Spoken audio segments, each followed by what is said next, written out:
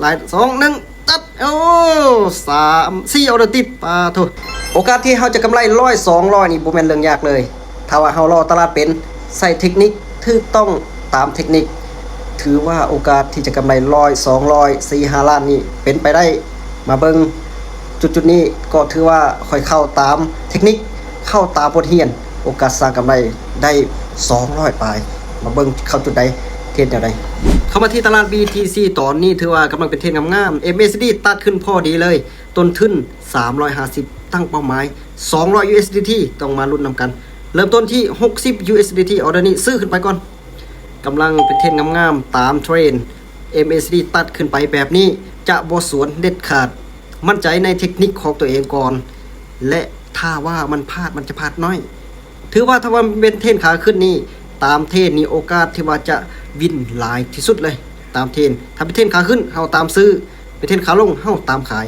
แบบนี้แหละแบบการสร้างเงินสร้างกำไรบ่แม่นว่าจะสวนเทรนนี่แจบแน่นอนมาลุ้นกันออเดอร์นี้2 1วินงามๆโอ้จัดไปแล้ว1ออเดอร์ถือว่ากำไรมาแล้ว57 USDT ตอนนี้นะก็ถือว่าตามเป้าหมายของเฮาก็คือ200ปลายออเดอร์ที่2จัดไปที่เริ่มต้นไปอีก50ปลายนะ50ปลาย57เอาไปพอดีเนาะถือว่ายังเป็นเทรนขาขึ้นงามๆแบบนี้เนาะจะบ่สวนเด็ดขาดโอเคตามซื้อขึ้นไปบ่สนเทรนเด็ดขาดตามเทรนอย่างเดียวก่อนจนกว่า MACD จะมีการตัดลงถ้าว่ามันบ่ตัดลงเฮาตามเทรนอย่างเดียวตอนนี้ขึ้นงามๆเลยถ้าขึ้นงามๆแบบนี้โอกาสปิดซื้อนี่สูงจังได๋ก็ตามถ้าว่าตามเทรนเฮาสังเกตเบิ่งเทรนขาขึ้นงามๆแบบนี้เนาะ MACD ก็ขึ้นงามๆแบบนี้โอกาสสร้างกำไรได้แน่นอนละมาออเดอร์นี้ต้องมาลุ้นกันอีกละ2 1จัดไปอีก1ออเดอร์วินงามๆเลยเป็นงามๆออเดอร์ที่2ถือว่า2ออเดอร์ติดเลย2ออเดอร์ติดเลยมาได้จาก3 4ออเดอร์ติดนึงแม่เนาะสุดยอดละมาถือว่าวินมา2ออเดอร์ติดแล้วจัดไปงามๆเลยตามเทรนซื้ออย่างเดียวMACD ก็ยังขนานกันขึ้นงามๆเลยมาออเดอร์ที่3ไปที่61เลยเอาไปเลยถือว่าเอาไปเลยออเดอร์นี้จัดไปออเดอร์นี้ต้องซื้ออีก1ออเดอร์ที่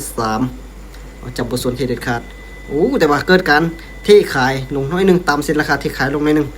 MACD ก็ค่อนข้างว่าหักตัวลงน้อยนึงละแต่ก็ยังมั่นใจว่าโอกาสมันที่จะขึ้นไปต่อนี่สูงเพราะว่ามันเป็นเทรนขาขึ้นพักนึงออเดอร์ส่วนใหญ่มักจะขึ้นไปต่อนะถือว่านิ่งเลยไปที่เสมอบ่ต้องลุ้นกันถ้าเขียวน้อยๆนี่อาจจะเสมอเขียวน้อยอาจจะเสมอขึ้นไปนึงเอาวินตัวคือว่าที่เสมอเนาะวินเสย3ออเดอร์ติดจัดมาแล้วบวกมาที่เกือบ200เลยเกือบ200แล้วเลยมาอีกจาก1ออเดอร์ซะอีกจาก1ออเดอร์ถือว่ามันวินงามๆเนาะตามเทรนวินงามๆอาจจะแถมอีก1ออเดอร์เกือบถึงเป้าแล้วถึงเป้าแล้วมาตามเทรนซื้อคืออีก1ออเดอร์ก่อนจัดไปถ้าว่าตามเทรนซื้อนี่วิน4ออเดอร์ติดนี่พอได้แล้วเนาะกำลังขึ้นงามๆแบบนี้MACD ของเราว่าโกงแต่ว่ายังพักดันขึ้นมาเติมมันเป็นโดจินน้อยๆนะสูงเลยถ้าสูงแบบนี้โอกาสที่ว่าจะปิดซื้อนี่มีหลายขอตลาดนิ่งๆถ้าว่านิ่งนี่โอกาสสูงเลยมายัง5 วิเท่านั้นสูงเลยนี่ก็โอกาสปิดซื้อนี่หลาย2 1ตัด3 4ออเดอร์ติดโถจัดไปกายเป้าเลยเนาะกำไรมา200ปลายตกเป็นเงินกีบกับประมาณ5 ล้านปลายจัดไปอย่าลืมว่าการลงทุนมีความเสี่ยงมื้อนี้ก็ประมาณนี้ก่อนเนาะศึกษาให้ดีก่อนที่ว่าเราจะลงทุนนะ